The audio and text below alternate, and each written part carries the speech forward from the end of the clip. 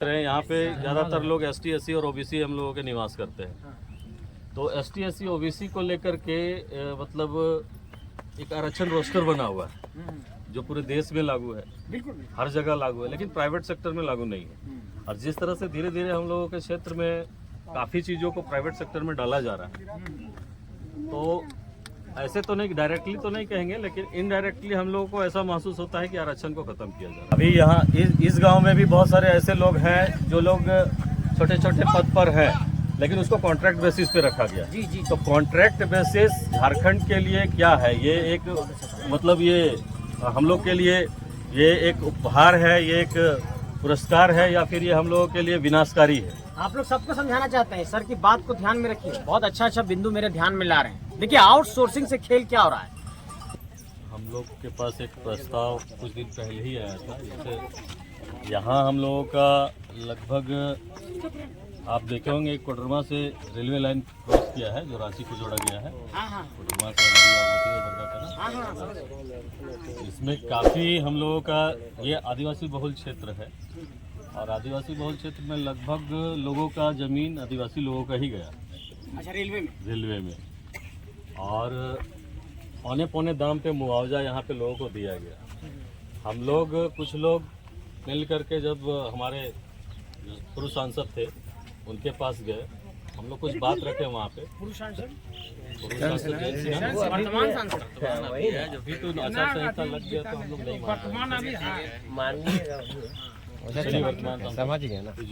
जो है उनके पास हम लोग बात रखे, तो उनका एक स्टेटमेंट आया कि ये जो इंटरसिटी एक पार होती है इधर से, उस पर हम लोग बात रखे कि इंटरसिटी इधर से पार होती है, 1 मिनट के लिए भी 2 मिनट के लिए भी उसका स्टॉपेज यहाँ दिया जाए, क्योंकि बहुत सारे बच्चे पढ़ाई से वंचित रह रहे हैं। क्योंकि एजुकेशन हब हजारीबाग को बनाया गया है, रांची को बनाया गया है, लेकिन यहाँ के बच्चे कहाँ जाएंगे पढ़ने? और एक माध्यम मिला है हम लोगों को, हमारी ज़मीन लेकर के, हमारे ज़मीनों पर पटरी बिछा करके, तो हम लोग को कम से कम इतना सा फ़ायदा मिलना चाहिए ताकि हमारे बच्चे रांची, पटना, हजारीबाग उससे जुड़ सके और पढ़ाई अपना कर सके। लेकिन उनका कहना था कि यह इंटरसिटी है, सिटी से सिटी को जोड़ता है, वो सेंसिटिव एरिया है, वहाँ पे किसी भी तरह का उस ट्रेन को रोकना पॉसिबल नहीं है। पहला एक समस्या स्टेशन? पतरातू स्टेशन नहीं, यहाँ हम लोग आप स्टेशन क्षेत्र में ही है, यहाँ पर पड़ता है। आपको बता रहे कि साकी में नहीं रोक रहे हैं। अगर ये यहाँ पे अगर हम लोगों का पैसेंजर भी अगर रुकना शुरू हो गया, शुरुआत अगर होता है, चलाना भी है लेकिन अभी कुछ व्यवस्था नहीं है। हटिया से एक आती है और जाती है बस। अगर वो रुकना शुरू हो गया तो आपको बता रहे हैं कि एक छोटा सा खाली एक आधा घंटा के लिए ट्रेन रुकती है, तो उससे लोग अपना रोजी रोटी लोग निकाल ले रहा है। एक छोटा सा बाजार लगा देता है। अगर यहाँ से ट्रेन सुबह से शाम तक अगर गुजरना चालू हो गया तो यहाँ का डेवलपमेंट उसी स्टेशन से दिखना चालू हो जाएगा। रोड का विकास होगा, तो वो हम लोग का बहुत प्राथमिक चीज़ है अभी फिलहाल, और जिसको आप पद पे रह करके भी और बिना पद पर भी इस काम को हम लोग मिलजुल करके कर सकते हैं। हम लोग इनिशिएट करते हैं। पहले एक आवेदन पर ड्राफ्ट करिए, ग्रामीणों का हस्ताक्षर लीजिए, उसको रेलवे को, अश्विनी वैष्णव को पहले हम लोग उसको लिखते हैं, क्या वहाँ से जवाब आता है देखते हैं। ये क्या पूर्व मध्य रेलवे है ना ये? हाँ, नहीं, साउथ ईस्टर्न भी हो सकता है, क्योंकि रांची जोन पड़ेगा ना, और स्टेशन में लिखा था, अथी पोलवन में लिखा था, पोलवन में लिखा हुआ, क्या लिखा हुआ? जो पोल गाड़ा है जमीन वो तो यहाँ का ग्रामीण है। दूसरा चीज हम लोग मंथन कर रहे थे कि आप लोगों का विचार हम लोग जैसे नहीं होता है कि आदिवासी बहुल क्षेत्र है, एसटी एससी ओबीसी से बहुल क्षेत्र है, यहाँ पे ज़्यादातर लोग एसटी एससी और ओबीसी हम लोगों के निवास करते हैं। तो एसटी एससी ओबीसी को लेकर के मतलब एक आरक्षण रोस्टर बना हुआ है जो पूरे देश में लागू है, बिल्कुल हर जगह लागू है, लेकिन प्राइवेट सेक्टर में लागू नहीं है। और जिस तरह से धीरे धीरे हम लोगों के क्षेत्र में काफ़ी चीज़ों को प्राइवेट सेक्टर में डाला जा रहा है, तो ऐसे तो नहीं, डायरेक्टली तो नहीं कहेंगे, लेकिन इनडायरेक्टली हम लोगों को ऐसा महसूस होता है कि आरक्षण को खत्म किया जा रहा है। बिल्कुल किया तो उस पर आपका विचार क्या है, हम लोग जानना चाहेंगे। जी बिल्कुल। देखिए, 2-3 चीजें हैं, इस पर बहुत स्पष्टता के साथ अपनी बात करना चाहता हूँ। बहुत अच्छा सवाल उठाए हैं। झारखंड के साथ एक बहुत बड़ा साजिश और षड्यंत्र हो रहा है, इसको इस पॉइंट से रखते हैं। बिहार जो हमारा पड़ोसी राज्य है, एसटी, एससी, ओबीसी और ईडब्ल्यूएस का रिजर्वेशन का 75% रिजर्वेशन का विधेयक वहां पर पारित हो गया। राज्यपाल महोदय ने हस्ताक्षर कर दिया। झारखंड के साथ क्या मजाक हो रहा है कि झारखंड के जितने नियम अधिनियम कानून थे, हम आएंगे निजी क्षेत्र पर भी आएंगे, पहले सरकारी पहलू पर आते हैं। जैसे आप देखिएगा कि झारखंड के आदिवासियों ने एक बहुत बड़ी डिमांड रखी कि सरना धर्म कोड बनना चाहिए। उस पर राज्य सरकार ने एक विधेयक बना करके भेजा सेंट्रल को, उस पर चुप्पी हो गई। एक विधेयक बना डोमिसाइल पॉलिसी का, झारखंड की स्थानीय नीति का, कि इसको 9वीं अनुसूची में शामिल किया जाए। उसको राज्यपाल महोदय ने झारखंड में रिजेक्ट किया, एक बार नहीं 2 बार। तीसरा जो हमारा विधेयक था कि झारखंड में 77% रिजर्वेशन ST, SC, OBC और EWS को मिला करके होना चाहिए, क्योंकि मंडल कमीशन का सिफारिश है कि जिसकी जितनी संख्या भारी उसकी इतनी हिस्सेदारी।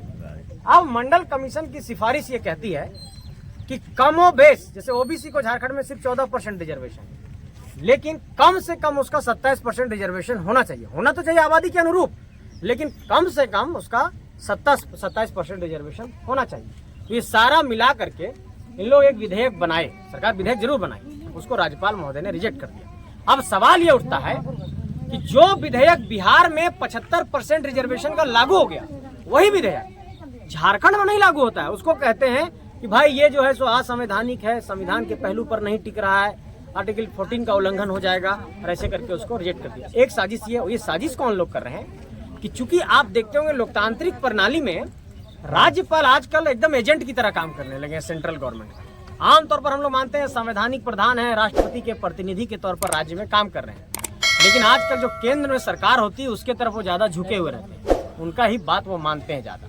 तो दिल्ली के इशारे पर हमारे हक अधिकार के कानूनों को बार बार रिजेक्ट किया जाता रहा। दूसरा जो निजी क्षेत्र का सवाल उठा रहे हैं, झारखंड सरकार ने एक और कानून बनाया कि निजी क्षेत्र की कंपनियों में 75% नौकरी जो 40,000 रुपया तक का सैलरी का है, वो स्थानीय लोगों के लिए रिजर्व होगा।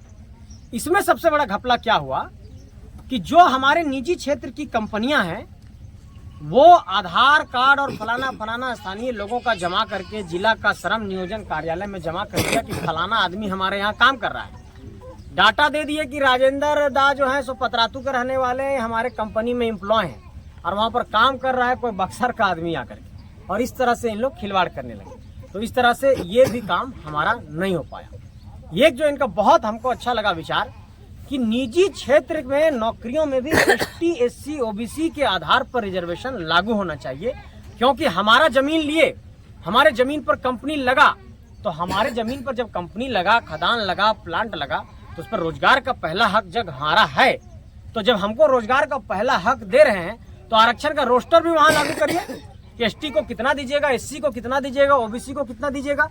निजी क्षेत्र की कंपनियां इस पर आनाकानी करती हैं, इसलिए हमको लगता है कि इस पर एक बहुत बड़े स्तर पर बहस छेड़े जाने की जरूरत है।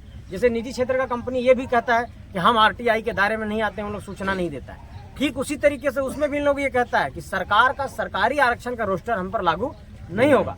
लेकिन सरकार ऐसा कोई विधेयक बना देती है कि निजी क्षेत्र में भी आरक्षण लागू होगा और ST, SC, OBC के आधार पर लागू होगा। अभी जो आरक्षण है, अभी जो मतलब सरकार 75% की बात कह रही है, उसमें सिर्फ स्थानीयता शब्द का जिक्र किया है कि झारखंड के स्थानीय को 75% नौकरी। इस बात का जिक्र उसमें नहीं है कि ST, SC, OBC को। इसके लिए कानूनी तौर पर पहले एक विधेयक बनाना होगा कि जो भी कंपनी झारखंड में स्थापित होगी उसको इस MOU पर पहले साइन करना होगा कि इस रिजर्वेशन के रोस्टर को फॉलो करे, तब अपनी कंपनी को स्थापित करे और यहाँ के लोगों को वो कंपनी नौकरी दे, तब ये बात बन पाएगी। इसके लिए बहुत बड़े बहस की जरूरत है, और जो बहस हम लोग झारखंड में छेड़े हैं, जो आंदोलन छेड़े हैं, वो इसी का एक रास्ता है। और हमको लगता है कि आप जैसे लोग, बुद्धिजीवी लोग जब एक बार साथ दे देंगे तो एक बार ना रास्ता तो जरूर निकलेगा, इस बात को मान करके देंगे। यही बात एक अंतिम जी, जैसे अभी हम लोग के झारखंड में लगभग अस्थायी नौकरियां तो हम लोगों को मिलने से रही, देख रहे हैं जिस हिसाब से जो भी एग्जाम हो रहा है वो खत्म हो जा रहा है, आउटसोर्सिंग का जो रास्ता है। और जो मान के चलिए जो नौकरियां हैं अभी यहाँ इस गांव में भी बहुत सारे ऐसे लोग हैं जो लोग छोटे छोटे पद पर हैं, लेकिन उसको कॉन्ट्रैक्ट बेसिस पे रखा गया। जी जी। तो कॉन्ट्रैक्ट बेसिस झारखंड के लिए क्या है? ये एक मतलब ये हम लोग के लिए ये एक उपहार है, ये एक पुरस्कार है, या फिर ये हम लोगों के लिए विनाशकारी है? आप लोग सबको समझाना चाहते हैं, सर की बात को ध्यान में रखिए। बहुत अच्छा बिंदु मेरे ध्यान में ला रहे हैं। देखिए आउटसोर्सिंग से खेल क्या हो रहा है, जैसे मान लो एक उदाहरण से समझाते हैं।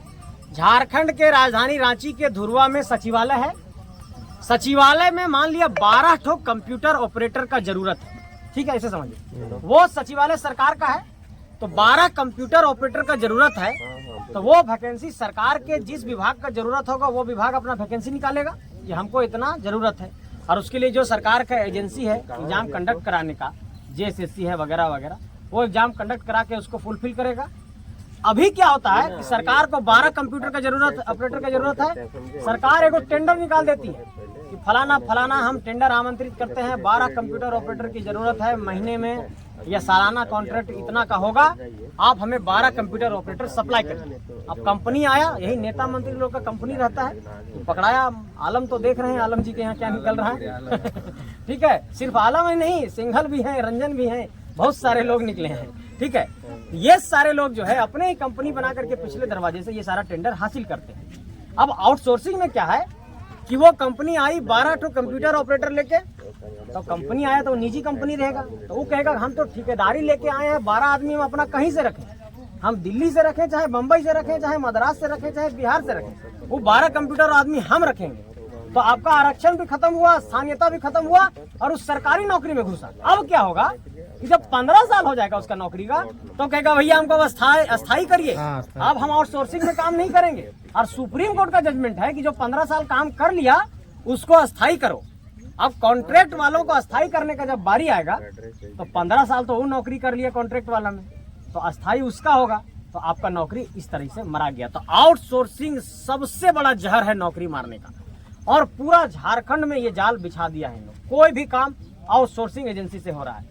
इसलिए सरकार को अगर जरूरत है कर्मी का, सरकार को कर्मचारी का जरूरत है, तो सरकार सीधे तौर पर बहाली करे। ये बार बार आउटसोर्सिंग और ये कंपनी को लाने का धंधेबाजी खत्म होना चाहिए। ये सीधे हमारे नौकरी का कत्ल करने का रास्ता है, सीधा हमारा नौकरी खत्म किया जा रहा है। और इस पर हम लोग बिल्कुल झारखंड के अंदर हम लोग जितना भी आवाज उठाए हैं सर, जितना भी ये सारे सवाल उसमें शामिल हैं। हम लोगों ने आउटसोर्सिंग को लेकर के भी कई बार सवाल उठाया, और इस पर बहुत बड़े स्तर पर सवाल उठाने की जरूरत है।